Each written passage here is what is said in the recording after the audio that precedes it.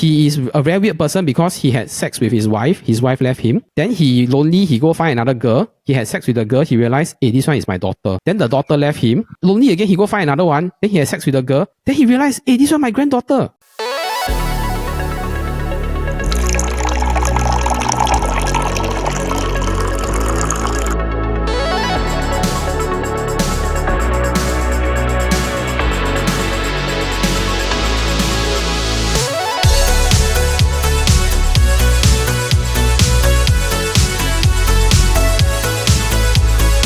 What's up? And welcome to our coffee shop. I'm your host, but I'm not me yet.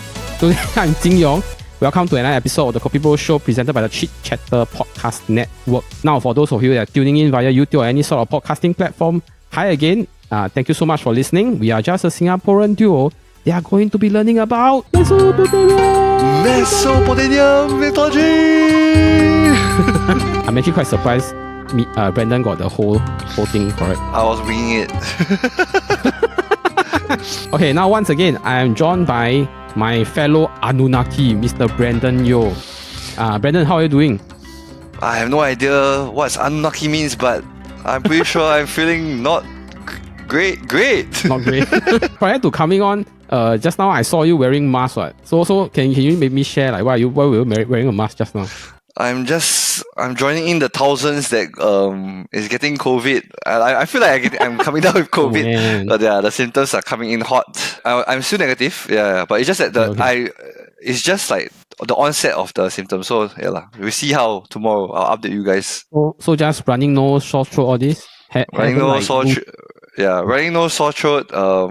Body aches and body tingly. Body tingles. That sounds like the onset or something. If you're watching this on YouTube or any of our thumbnails, you will know that this is like episode, 6 or episode 5 of our mythology series. I think our producer Media is running out of things to ask me like to do about mythology. Then every time he think like, oh, we can finish this part, then we go to like talk about humans, right? Then like, no, I say we got another mythology series to do about gods. After this, we still got another mythology about gods that we can do. We haven't do Indian mythology yet. All the Vishnu, all this, we still can do. My first question to Brandon is, have you heard about Mesopotamia and do you know where it is? Lee, I don't think I've ever heard about Mesopotamia in my life. Honestly, hearing the thing, I would think that it's like some kind of like cuisine, like food cuisine. But it's like potamium sounds like potato. Like potato / mian. So it's like potato mian, like potato mian. Okay, but if you have to guess where you think this region of like which part of the map you think it is, I give you a clue lah. It's a region, it's not a country. I would guess it's either Africa or Middle East. Like sounds like one of those countries. Ding ding ding, you got it right. It is actually in Middle East. Oh. Okay, so Mesopotamia is actually a collection of a few countries or states. At that time, they don't have this concept of country or states. It's a collection of a few civilizations in the area, including one you might heard of. It's called Babylon. You know, the Hanging Gardens of Babylon, the 7 ancient wonders. Yeah. Actually, there are a lot of other civilizations that humans have found traces of, like 18,000 BC before they found traces of humans. But this is the only civilization, the earliest civilization they found, right, that has like word recordings of the civilization one.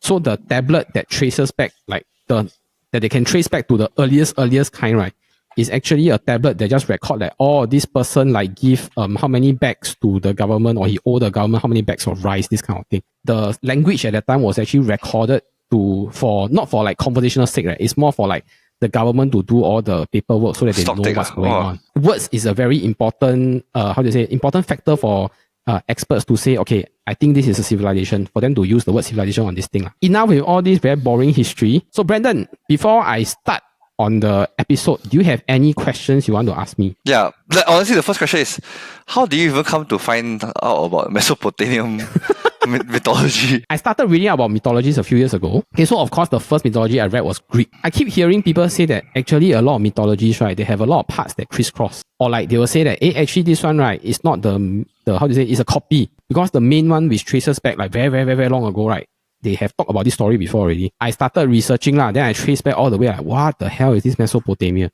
Then I started learning a bit about them. I started learning about the mythology. Seeing that you have read about all the mythology, before we go dive into the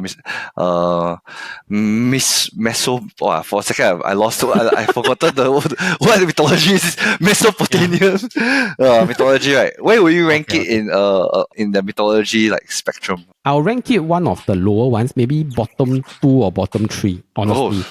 Yeah, because number 1, the language is, the language that is recorded on, right, is not found in a lot of places. So there are actually a lot of different versions to a lot of stories lah. But I feel that the characters inside are not so well animated as compared to, let's say, a Greek mythology or like the Japanese mythology, where you can feel that the gods inside have a lot of like personalities. The way they do things, they're like, you can just feel that they're just willful and they're just doing it because they don't like it. I cannot see the personality in them. The only saving grace is that they have the history on their side. They have like at least 10,000 BC recordings. They are as old as this. Now, let's move on to the mythologies. Okay, so same as before, we'll be having 3 mythology stories. Okay, but a slightly different turn I'm doing this time around. I'm doing 2 different things. Number 1 is at every mythology, right, I'll pause at a certain point of time for Brandon to sort of answer some of my questions. What do I mean answer? Because last time, right, all along is me and me lah. So sometimes like I'll talk until like I'm too excited. Then you're like just listen. Then I like I realize I've been talking for like 5 minutes. Yeah. So I think this time round, instead of talking for 5 minutes, I'll pause at a certain time and then I'll ask you all like, how you think the story should progress? Then we can sort of discuss from there. The second difference, instead of doing 3 stories, I'll be doing 2 stories. Then the third will be a conspiracy theory. Okay, because I think this is something that will link back to one of the episodes we did before. And also I think this is something interesting that probably we can do instead of just listening to a story and see how it sort of links back to previous episodes. So Brandon, are you ready as we embark on this journey? I'm ready. Okay, let's go. Okay, so like I say, my first story, right, is always start with a creation myth. But this creation myth, I think, is important to let you know, not because like it has any significance to the main character but I think it's important to know because there is a very important word. Just now Brandon said, right, he don't know what is Anunnaki. So I think the creation myth will sort of explain what is Anunnaki. It also sort of lead into my main point of the first story, which is Enlil, and who is actually Enlil. As with a lot of other mythologies, right, the Mesopotamian mythology also start with like, there is chaos, then there's nothing, and then boom, come out these 2 entities, okay? So these 2 entities, right, they are called Abzu and Tiamat, okay? Interestingly, they don't represent the sky, they don't represent the earth, they actually represent fresh water and salt water. I also cannot understand why fresh water and salt water was so important to the Mesopotamians. After the Abzu and Tiamat, their children, Ansha and Kisha, are the primordial sky and primordial earth. Okay, so this is a bit like the Greek mythology really, where your Gaia and your Uranus, one is the sky, one is the earth. Their children is Anu and Ki, which is sky and earth. So the difference between primordial sky and primordial earth and earth, I also don't understand. Okay, apparently they're just different entities of the same thing. Okay, I read a lot of stories trying to explain what's the difference between father and mother and what's different means primordial sky and sky. I don't get it also. But we can just take it that there are 2 entities that occupy the same, let's say, the sky or the earth. Anu and Ki, right, since they represent sky and earth, okay, their descendants, which is the gods and the people after them, they are called Anunnakis. Anu, the sky, created rain to impregnate his wife, Ki, and then they gave birth to Anunnaki, which is the gods and the humans that came after them. Okay, so they had a few children, but the key 2 children or the key 2 gods, one is Enki, one is Enlil. Enki, I won't cover him here, okay? Suffice to say that he is a very weird person because he had sex with his wife left him. Then he lonely, he go find another girl. He had sex with the girl, he realized, this one is my daughter. Then the daughter left him. Then he lonely again, he go find another one. Then he had sex with the girl. Then he realized, this one my granddaughter. Okay, so this one is a story for another time. Okay, so Enki, besides being like sleep with his wife, sleep with his daughter and everything, right? Actually, he is also known as a trickster. See similarities between him and Loki. Yes, correct. In the sense that both are very playful. Both can be a bit fun at times, but sometimes their naughtiness becomes very lethal. His naughtiness become too lethal in the sense that he wanted to take over his grandfather's position, which is the Ansha position. He actually succeeded to kill his own grandfather. Then his grandmother was so angry that he turned into a dragon to come and kill him. So of course his brother Enlil step out and say, okay, I have to protect you. Then he goes slaughter the grandmother and so called so of course, like, because he slaughtered a great big dragon, right? Although it's the grandmother, then people started loving Enlil because like, wow, you bring us peace, you quell all these all these battles and all the unrest for a very long time. Okay, the people loved him. Okay, because number one, not only did he kill the grandfather and grandmother, number two, after the grandfather and grandmother died, right, they needed people to run the earth and the sky. So that is when they started creating humans. Okay, so humans were actually created because they needed minions to help them run all this, what is on the earth and what is on the sky. Interestingly, one day, right, he decided, I am going to flood the earth. Okay, so now the story is until here. Enki is the trickster and the one that always get into trouble. Enlil is so-called the bright and the strong one that always go and, people love, people pray to him. So he decided to flood the earth. I wanted to ask Brandon, I got 4 options for you. What you think is the correct one? Okay, number 1, he feel that the humans did not pay him enough respect. Okay, number 2, they prayed to other gods instead, because besides Enki and Enlil, they still got a lot of other brothers and sisters. Number 3, he did so accidentally. Okay, number 4, he find that the humans were too noisy. So which one do you think is correct? Hearing the story so far, right, I feel like the answer should make no sense whatsoever. so I'm going to go with my gut, right? My gut feeling tells me it's because the humans were too noisy. This one is. I'm very surprised because I thought you will have some logical explanation like, I think Enlil, right, he's such a bright and upright god. I think must be the humans did something wrong. You are correct, Brandon. He decided to flood Earth because the humans were too noisy and he couldn't sleep.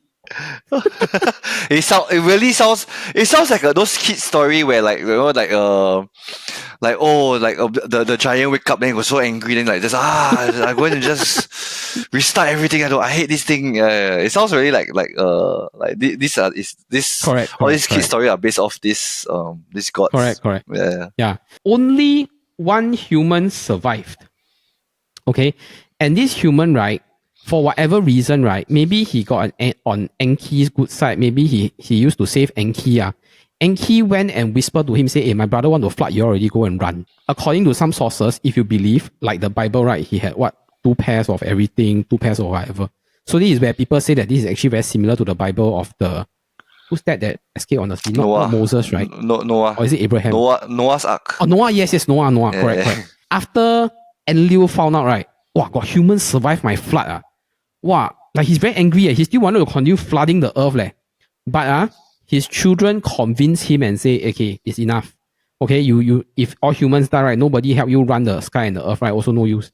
So instead, right, they convinced him that to control the number of humans, you can do things like natural disaster, you can do things like earthquake, and you can do things like there's disease nowadays. Yeah, so that is why we live in a world where there's natural disasters and disease is to control the number of humans. So this is the conclusion of my first story. So before I move on to the second one, I want to ask Brandon. Brandon, what do you feel after you hear this story? Like anything to share? It's either the story was written by people who write kids storybooks, like kids storybook. Yeah, like they were angry. That's why they killed everybody.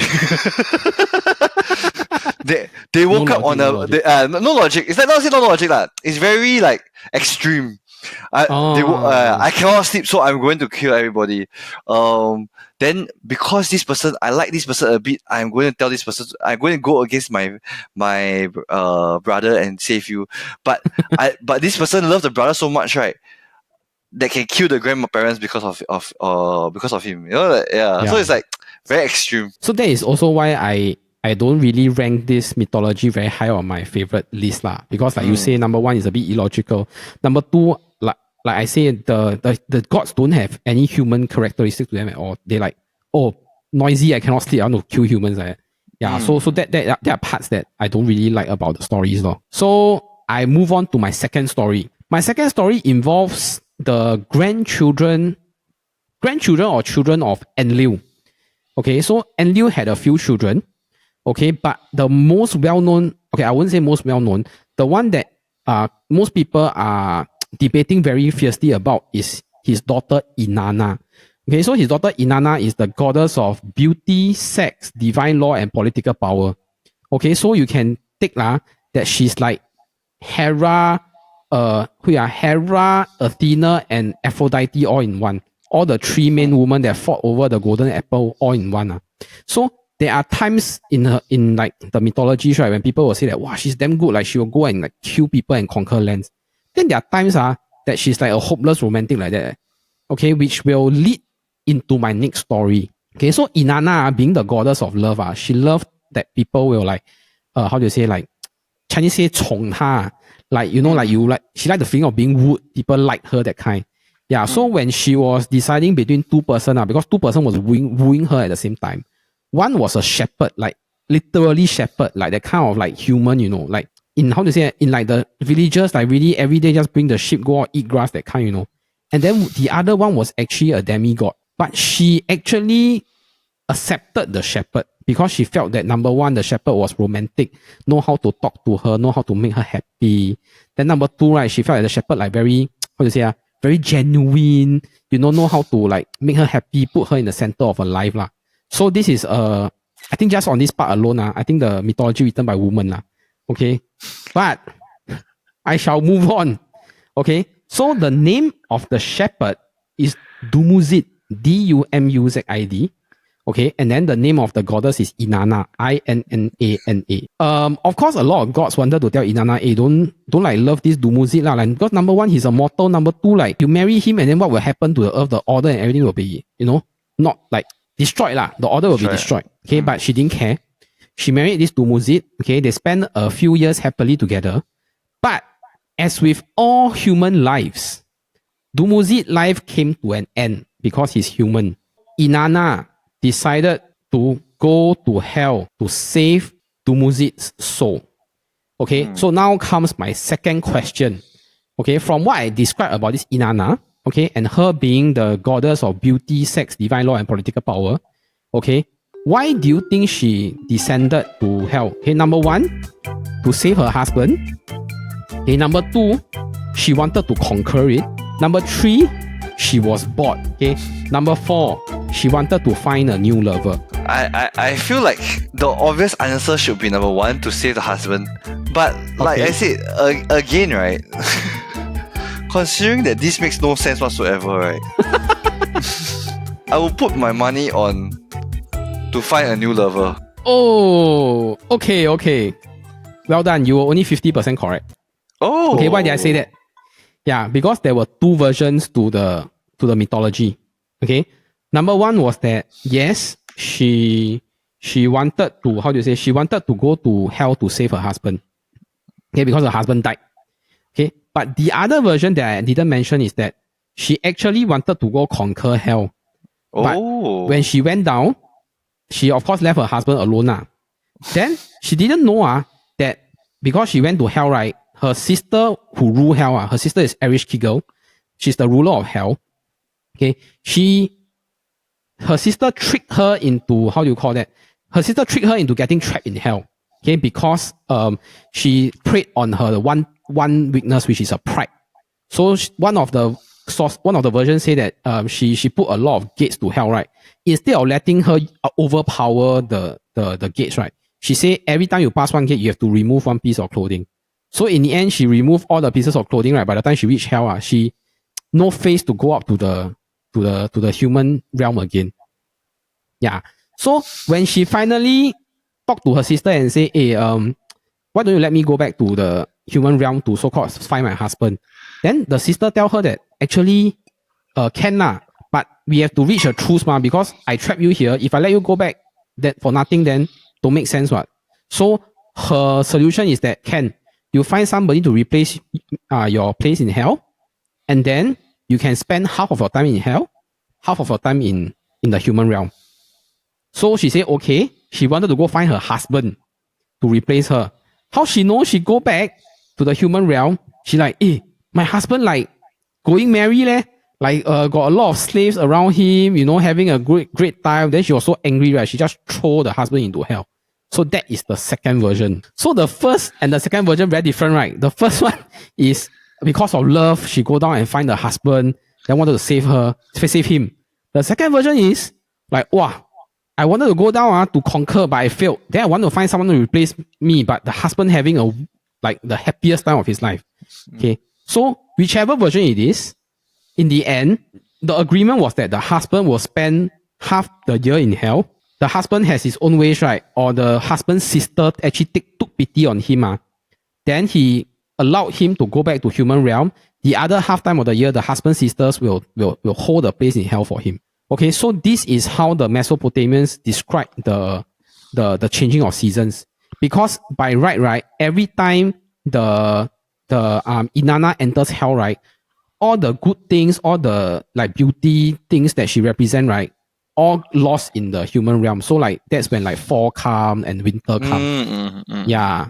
So then she go back together with her husband to the human realm, right? Or then summer come, then like autumn, all this come. Yeah. So this is a bit similar to the Greek mythology story of the Demeter and her husband, which is Hades. So far, it seems that everything is illogical and doesn't make sense. The questions, there are plenty of questions, but I believe there won't be it seems like the answers is quite straightforward. The last one is a conspiracy theory. Okay, before I start on this, I just want to ask Brandon, do you recall the conspiracy theory episode you did with me about the pyramids one? Yeah, it's the things that keep you up at night one, right? Yeah, correct. Yeah. So what do you remember from the episode? I remember it's like about aliens, like correct. I think that's the biggest thing, like whether we are alone in the world. Yeah. Yes. Correct. So let me give you a short recall. Okay, so a lot of people have been asking the question like, number one, why do pyramids appear not just in Egypt but in every part of the world? Because like the Aztecs, even the Mesopotamians, a lot of these early civilizations, right, they have pyramids as part of their civilization. That's number one. Okay. Number two, a lot of people also ask, actually the pyramid, right, at the top is not like sharp one. It's like there's a very small, like, how to say, a very small cut off part. It's like something it was cut off from the top, right? Okay. So a lot of people actually speculate, is this pyramid used for the alien to land on top of the pyramid so that they can visit us? They have a record of their past rulers, and a lot of people realize the first few rulers, right, they rule for like a few hundred years one. Like they started from a few thousand to a few hundred. Then the last few then as the years progress, right, the centuries progress, then they start having 80 60 70 years, that kind of rule, which makes more sense because to be a ruler, how you live past 100 years because some of these rulers they rule hundred thousands of years. Okay, that's number one. Number two, Mesopotamians were not the only civilization on the earth at that time. Okay, there were actually other civilizations in the world, but in terms of the advancements in technology, in terms of the things that they can do, like language, you think about it, 10,000 BC, nobody teach them, they can come up with some language on their own. And some of the advancement in technology in terms of how they produce the government systems, they have an actually central government system, their ability to produce pottery, this kind of thing. A lot of people speculate that if nobody teach them, how will they know how to do all these things?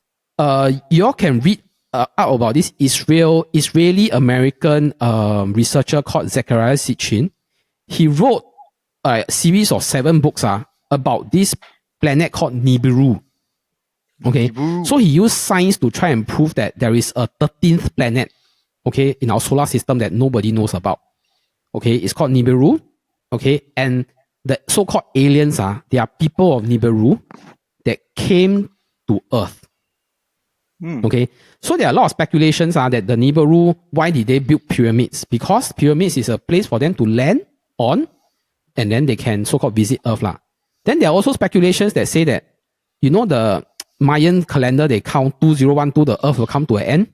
Yeah. Some people speculate, actually, the world is not coming to an end. 2012 is the year the Nibiru people will visit Earth once again. Because his own calculation, I don't know how to calculate, his own calculation is every 3,000 plus years, right? The Nibiru will come and visit Earth once more. Here comes my question. Okay.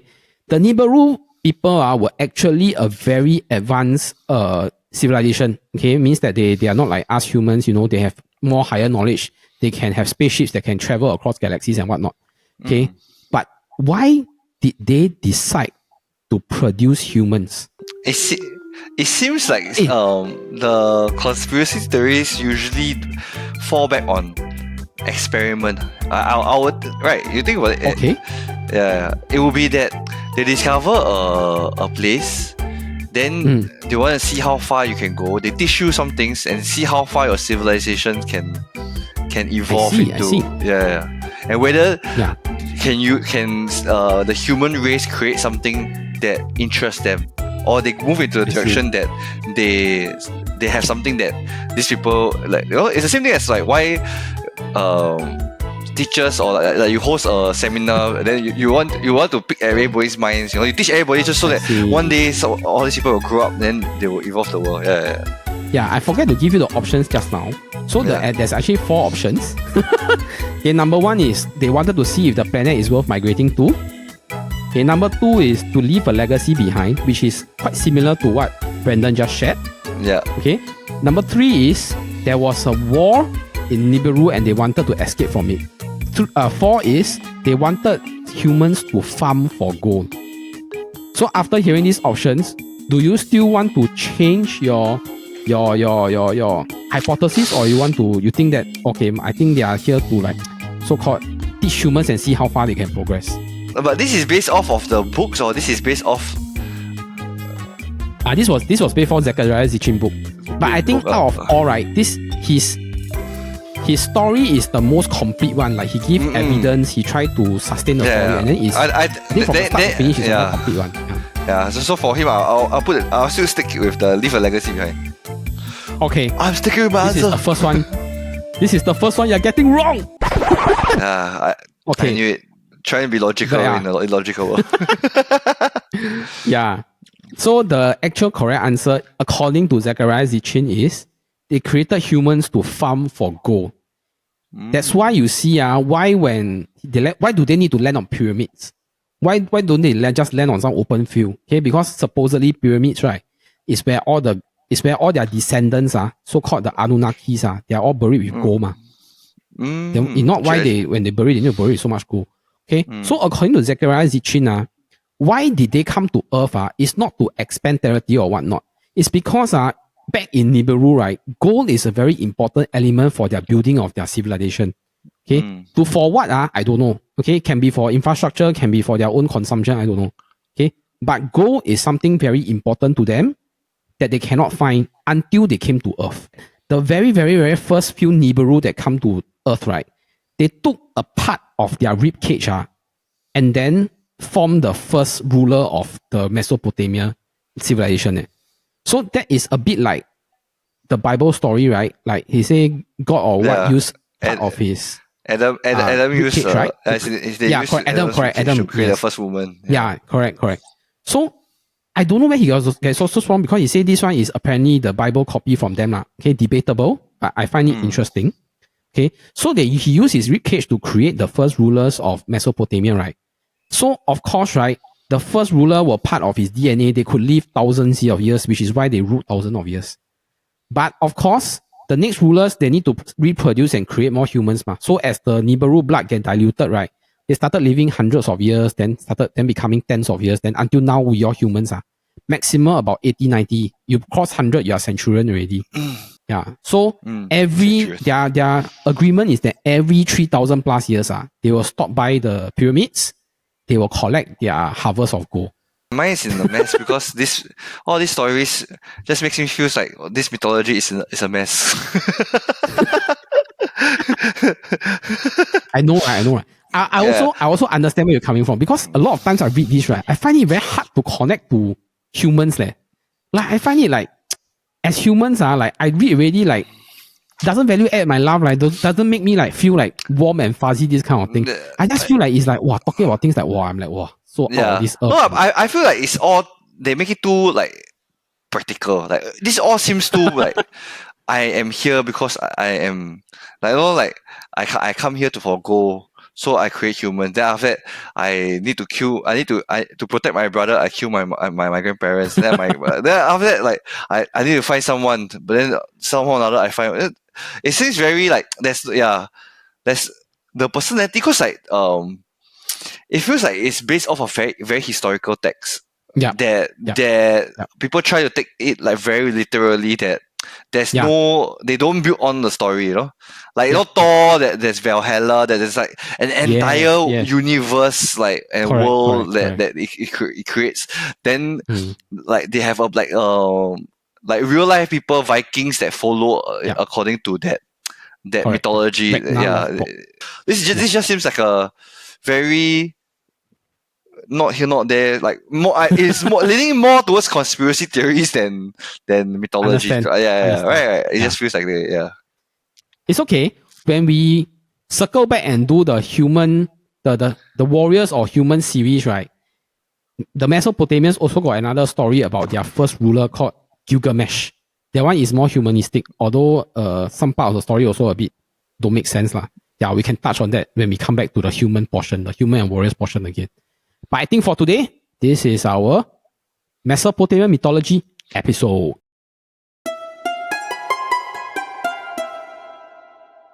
Get out of here! Oh, look at the time. Our coffee shop is closing. Oh my god. Now it sounds weird that I'm doing it. Okay, in the meantime, if you enjoyed this episode, please remember to give it a like and thumbs up and subscribe. Okay, we have episodes that come out every Monday, but if you are interested in football, we have the Football Kaki that comes out every Wednesday. And if you're into the fun game show formats, we have the SG Draft podcast that drops every Friday. Okay, also, if you're interested in the knockout tournaments, we have a weekly tournament pool that is in our Instagram every Monday to Thursday, where we knock out and eliminate different contenders for a topic uniquely tied to this week's KopiBros episode. I really don't know what I will do for the tournament. I don't think anybody knows what the Mesopotamian. Okay, never mind. Okay, never mind. Okay, this is the recurring tournament every 12 p.m. when the results of the previous days are reviewed and the next round of voting starts so head to our Instagram to vote. Okay, we hope that everyone is enjoying your December holidays, and I hope that the Mesopotamian mythologies do not keep you up at night. But remember, a kopi a day keeps your troubles away. Extraterrestrial.